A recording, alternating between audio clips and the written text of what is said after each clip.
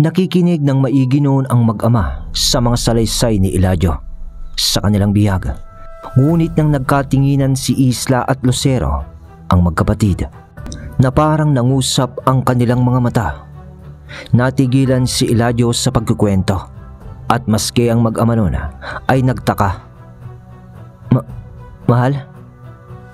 Anong... Komento pa ni Kael na naputol dahil bigla na lang tumayo si Isla kasabay ng pagpapalitan nyo nito bilang sinaunang gabunan. Mga kabagis, umpisaan ng paganahin ang ating mga imahinasyon sa paki ng subscribe button. Salamat! Napatayo nun ang mag-ama, pati si Eladio, dahil natakot ito dahil sa bigla-bigla na lang nagpalit ng anyo si Isla sa pagiging sinaunang gabunan. Mahal? Bakit? Tanong ni Kael sa pagtataka nito. Samantalang si Senyor Lucero naman noon ay kalmado lang na nakaupo pa rin at nagwika ito ng paumanhin, Senyor Kael at Senyor Amador. Pero dito tayo sa likod ni Isla at hahawak tayo sa likod niya. Ayan ni Lucero sa pagtayo nito at tungo nga sa likod ni Isla, sabay hawak sa kanang balikat ng kanyang kapatid, habang nasa anyo na nga si Isla ng pagiging sinaunang gabunan. At kahit may pagtataka pa rin naman noon ang mag-amang dalagid, ay tiwala naman noon si Kael sa kanyang asawa sa binabalak nitong gawin. Kaya naman lumapit din ito sa kaliwang bahagi noon ni Isla upang humawak nga sa balikat ng kanyang asawa. Ama, pwede ka na lang humawak sa balikat ni Kael. Ganun naman ang epekto nito sa aking gagawin. Dahil nakahawak naman na si Kael sa akin. Salita naman ni Isla. Ganun ba? Sige anak. Sagot naman ni Amador, kahit na di pa rin niya maintindihan ang mga bagay na gustong gawin ng magkapatid na mga oras na yun. Samantalang si Eladio ay nasa harapan pa rin naman nila na halos maihina sa takot. Ikaw, bihag, umupo ka. Muling salita ni Lucero. Opo, senyor. Tugon ni Eladio na nanginginig dahil sa iniisip nito na baka kung anong gawin ni Isla sa kanya. Naiisip niyang baka saktan siya nito, yung tipong baka itorture siya para paaminin sa lahat. Kaya naman sinabi niyang, sinasabi ko naman hulata. Huwag niyo po akong papatayin. Tumahimik ka, bihag. Walang mangyayari sa'yo. Gagawin lang namin ang pinakamabilis na paraan upang malaman namin ang lahat ng impormasyon sa'yo. Hindi ka na kailangang magsalita. Ang kapatid ko na ang bahala. Imulat mo lang ang iyong mga mata at huwag kang kukurap. Dagdag pa nito.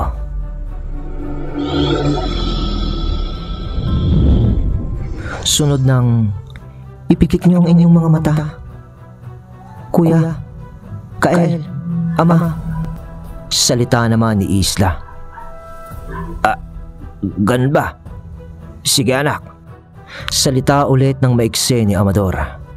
Kasabay ng pagpikit nila ng mata ni Kael, sunod na pagpikit naman ni Lucero nang wala nang sali-salita pa. At sa pagtitig nga ni Isla sa mga mata ni Eladio na mulat,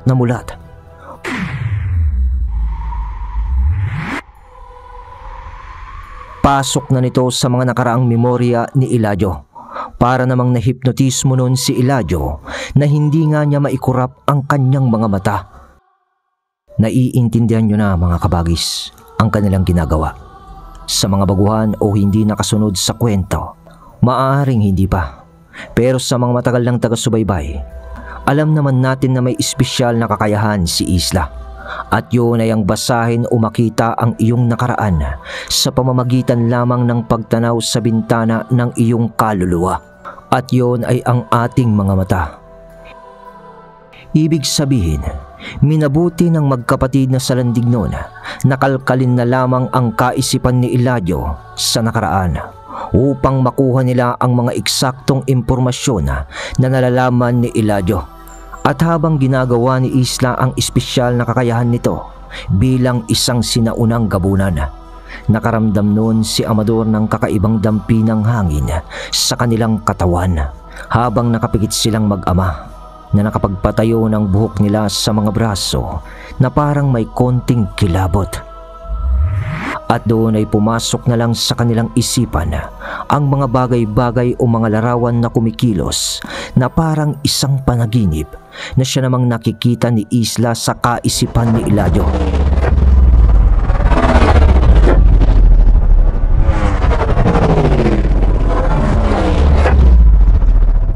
Nung una ay palipat-lipat pa ang mga kaganapan sa buhay ni Eladio ang nakikita ng mag-ama sa kanilang isipan, na para bang hinahanap pa noon ni Isla kung saang bahagi o kaganapan sa buhay nito na makikita niya ang koneksyon ni Eladio kay Erlan at Gregorio, para nga malaman nila lahat ng sikreto sa mga balak ng mga ito.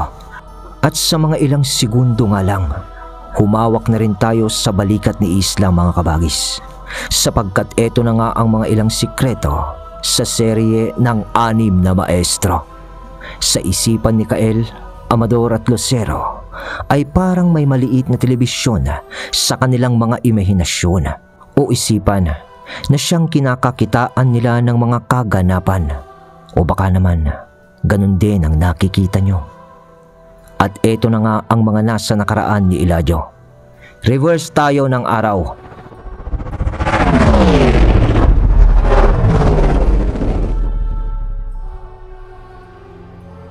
Sa Bacolod, nung araw pala nagkasama-sama si Erlan, Sarim at Gregorio nung nasa bahay na sila ni Sarim sa harap. Kumusta ka, anak? Pagkumusta nga ni Sarim noon kay Gregorio. Ayun ama. Sa tingin ko, wala pa rin naman nakakaalam o nakakahalata sa mga plano natin. Tugon ni Gregorio. Ikaw Erlan, kumusta ang mga lahi ng aswang na nakausap mo tungkol sa gagawin nilang pag-atake sa gubat laweg? Tanong ni Sarim kay Erlan. Nandyan yung isang pinuno nila, Eladio. Wika at tugon ni Erlan na tumingin sa labas ng kalsada. At sa paglingon din ng mag-amang si Gregorio at Sarim, nakita lang oongat nandun na si Eladio na nakaabang sa kanila. Inaantay lang pala nito na tawagin siya ni Erlan. At kanina pa ito nagmamasid sa usapan at kilos ng mga yun. Hoy! Pumasok ka dito! Tawag nun ni Sarim. Wala namang imik-imik ay pumasok na sa bakuran itong si Eladio. Umupo ka! Alok ni Sarim. Sa pag-upo ni Eladio ay dito na nila napag-usapan ng mga bagay-bagay nga tungkol sa mga plano nila bago maganap ang mga kaguluhan sa 6 na pamilya. At sa pagpapatuloy ng kanilang usapan, kasama na si Eladio. Ang mga salbasyon, kumusta? Yung mga taong ipinadala mo pala, Gregorio, para patayin ang mga hilaw mo na kapatid. Ayos naman ama. Hindi naman alam ng mga salbasyon na ako rin lang ang nasa likod ng mga pag-uutos na yon. Tugon ni Gregorio. At ang tanging hinihintay na lang natin ay makakuha ng pagkakataon upang mapatay yung dalawa. Dagdag pa nito. At ang pagkakataon nga na hinihintay nila, ayon sa kanilang napag-usapan, ay ang araw ng kasal ni Kael, nung magkakasama na ang 4 sa karwahe. At para maging hindi halata ang pagpapanggap ni Gregorio sa mga kaganapan noon, ay kinakailangan din nga niyang sumama sa biyahe gamit ang tagaliwas nito. Pero ang masaklap dito ay hindi naman talaga nakalimutan ni Balbino noon ang kanyang tagaliwas, kundi nung araw na aalis na sila na naghahanda para sa kasal ni Mikael at Isla. Inilapag ni Balbino noon ang kanyang tagaliwas sa mesa nga. Ngunit nakita yon ni Gregorio at ibinulsa niya iyon ng walang nakakaalam. Dahil alam ni Gregorio noon na mahihirapan din lang sila sa kanilang plano, sa kadahilan ng may kakayahan nga din ng mga dalagit o mga anting-anting. Kaya kahit papano, kung sakaling hindi maisuot ni Balbino ang tagaliwas nito, ay tiyak na ang kamatayan noon.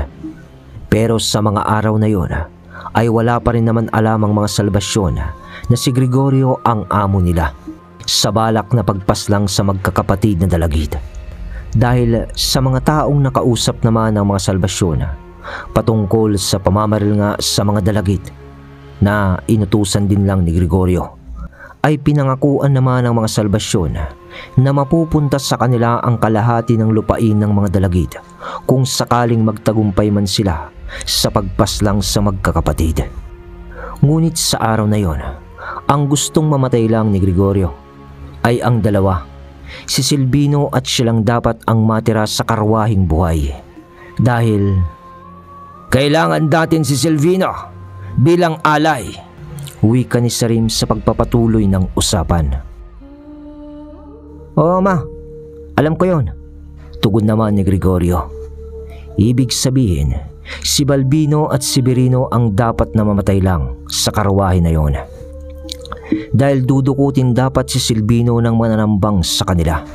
At syempre, hindi pa rin magpapatiklo si Gregorio sa mga oras na yon. Nakasama siya sa pagpaplanong pagdukot kay Silvino.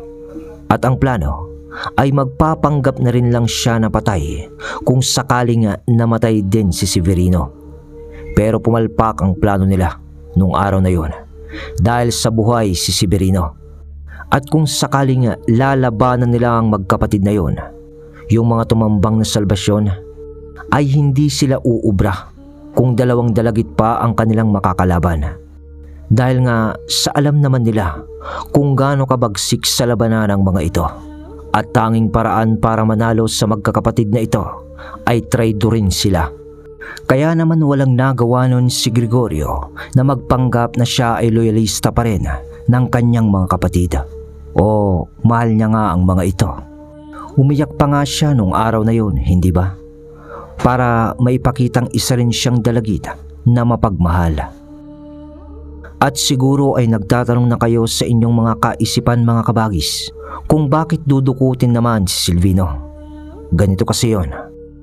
Pagkatapos nating kunin si Silvino, ay kailangan na rin nating makuha agad si Isla, pati ang mga librong nasa ibang pamilya. Wika ulit noon ni Sarim sa kanilang pag-uusap.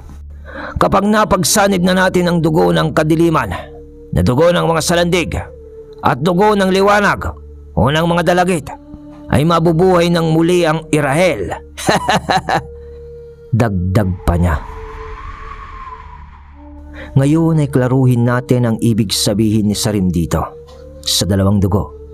Di ba nga kailangan ng dugo ng kadiliman na may koneksyon sa dugong lahi ng mga malakas na isang makalumang aswang? At yun ay dugo ni Isla na may espesyal din na kakayahan. Pero ang hindi pa nasasabi dito sa lalim ng kwento ay kailangan din ng banal na dugo o galing sa kanan na karunungan para muling isilang ang Irahel. At yon ay ang dugo ng isang panganay naman ng mga dalagit na si Silvino nga, na kailangan na siya rin ang may tangan ng karunungan ng puting libro o aklat ng Mikael Arkanghel. Yon ang dapat na meron ang iaalay na dugo sa Irahel, yung isang klase. Dahil di ba nga, isa rin lang anghel ang Irahel, ngunit naging rebelde lamang ito o itinakwil nga na anghel dahil sa kanyang kapalaluhan sa kapangyarihan. Kaya't sa pagkakataong nangyari noon sa pagpupulong sa Casagrande, nung sinaksak ni Gregorio si Silvino mula sa likod ng kanyang sibat, nung nanalsik ang dugo ni Silvino sa katawan ni Matilda, na noon ay nakasanib na nga ang kaluluwa ng Irahel. Yun na yung unang alay ng dugo. Pagkatapos ay sumunod doon ang dugo ni Isla, hindi ba? Yung dinilaan ni Matilda na dugo na galing sa punyal na ginamit ni Erlan. Sa makatuwid, hindi lang para guluhin ng 6 na pamilya ang totoong layunin ng mga hakbang na ginawa nun ni Erlan, Sarim at Gregorio, kundi ang pinakalayunin o goal ay ang buhayin muna ang Irahel sa katauhan ni Gregorio.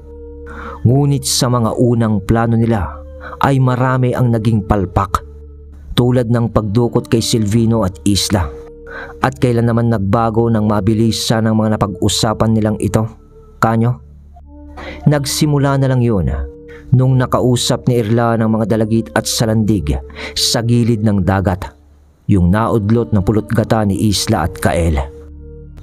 At kaya rin lang tinulungan nila Irlan noon si Matilda sa pagtakas, ay alam nilang siya ang lalagyan ng itim na mahika o sumpa. Kung naaalala nyo yung kaliwang kamay ni Matilda na may sumpa, yun yung pinanggalingan ng esensya ng Irahel o espiritu nito. Isa yun sa mana ng mga salbasyon. Di ba nga kasi, nasa kanila ang unang libro o libreta ng Invisium.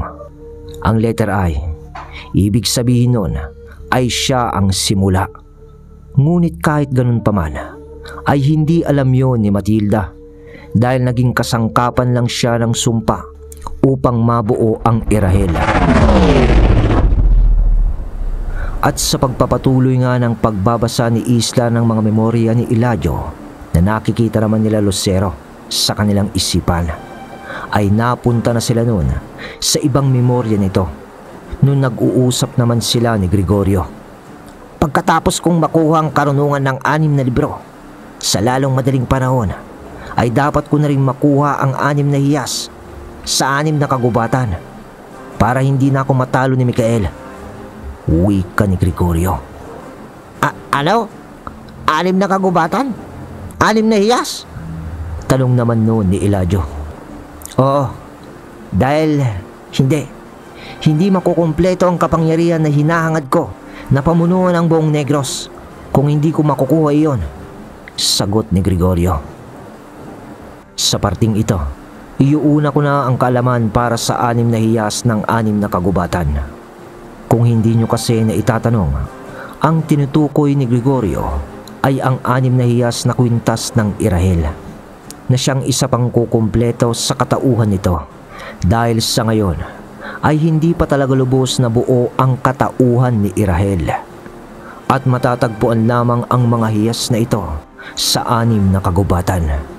At ito ang mga kagubatan na yun na nakadugtong din lang sa nasasakupan ng 6 na pamilya sa lugar. Itong 6 na to na kagubatan ay mahiwaga. Una dito ang Gubat Lawig sa Sagay, Gubat Salangsang sa Talisay, Gubat Luna o Sitio Luna kung tawagin ng mga lumantao sa Himamaylan. At ang 3 pa na hindi natin napupuntahan dito sa kwento, Gubat Silayona sa bayan ng Silay, teritoryo ng mga Del Fierro, Gubat Dilauban sa Cadiz kung saan may malawak din na lupain ng mga Lamak, at Gubat Ulahing sa La Carlota sa teritoryo naman ng mga Salbasyon.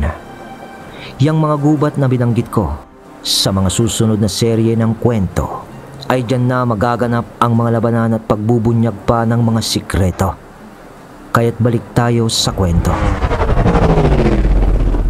Sa pagkakataon nga na ito, ay nalaman na nila Isla ang susunod na hakbang ni Gregorio. Yun pala ang nais na makuha nila Gregorio sa gubat ng mga gabunan o Gubat Lawig. Ngayon ang tanong ay nasaan ang hiyas ng Gubat Lawig? Sa pagbitaw naman ni Isla ng kanyang pagbasa ng memorya ni Eladio, ay siya na ring pagmulat nila Kael ng kanilang mga mata. At sabi niya ng, Mahal, kailangan kong maunahan si Gregorio sa mga plano niya. Hindi pwedeng mapunta pa sa kanya ang 6 na hiyas. Wika ni Mikael.